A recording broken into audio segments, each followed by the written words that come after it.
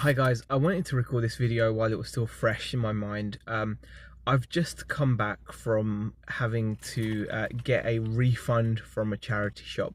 It's not something I would normally do because overall you make, so much profit from buying items, but you buy them at the price that they're asking for. And when the price starts going up and up in terms of what you're paying, you start to expect more and more because they're obviously asking money which is not far off what you would actually be able to get by selling these items online.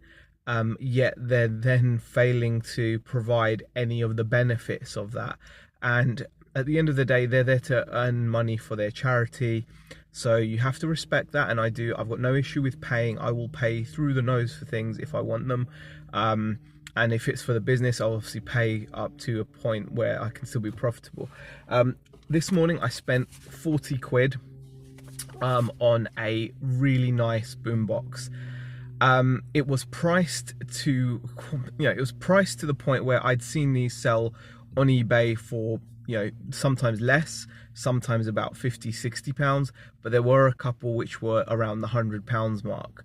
And assuming this was working with the right photos and offering international shipping, because a lot of the listings I was seeing were collection only because it was a boombox, some people don't want to ship them.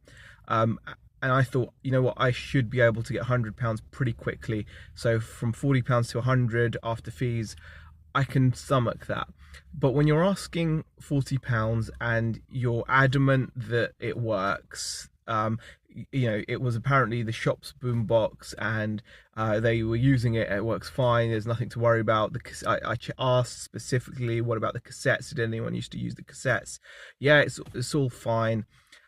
You get home and obviously test it, and yeah, the cassettes don't work. And some of that you should expect.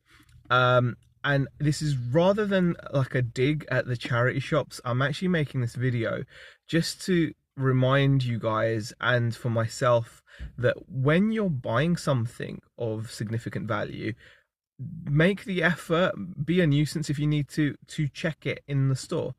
When you're buying clothes, at the end of the day, people check through all the check through all the seams and check all the regularly worn out areas and make sure they do their best to spot any flaws while they're in the shop. And it's easy to do with an item of clothing to an extent, depending on the lighting. Not so easy with electricals, especially if the staff aren't particularly keen to help.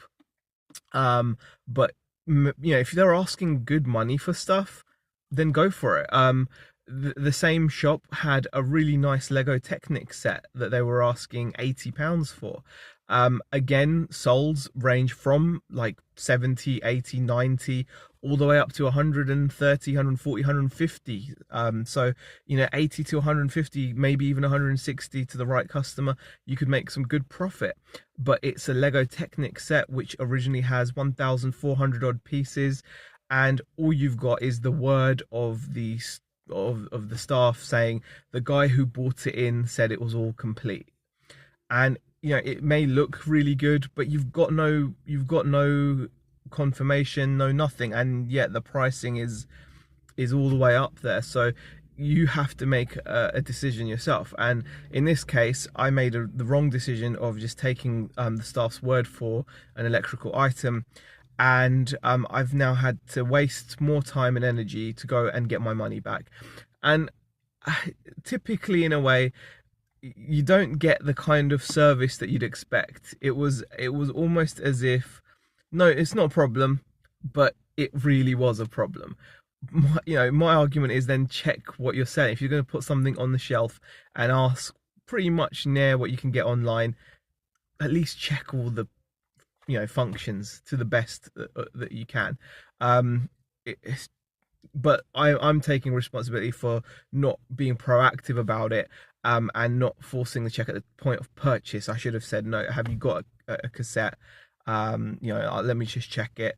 And if they didn't have a cassette, there were other charity shops in the area, or I could keep a cassette in the car.